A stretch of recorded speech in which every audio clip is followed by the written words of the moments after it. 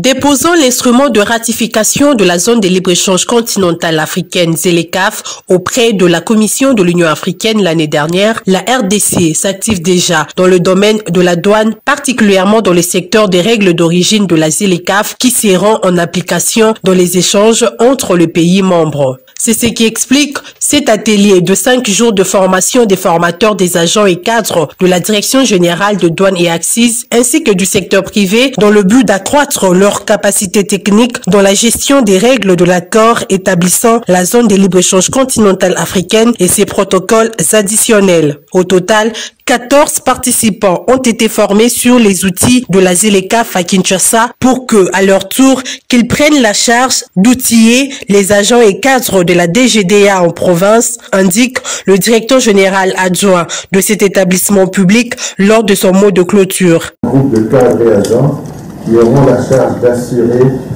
des formations de deuxième niveau, profit d'autres agents et cadres des services opérationnels de la douane, notamment sur les matières ci-après.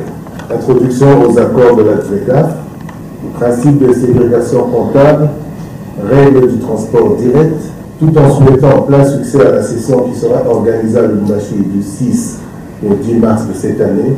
Je déclare close la session de formation des formateurs de la DGDA et du secteur privé sur les outils de la ZLECAf. La Direction générale de douane et Axis s'est dit prête de l'applicabilité de toutes les dispositions de la zone de libre-échange continentale africaine. La RDC n'est pas qu'importatrice, elle est aussi exportatrice.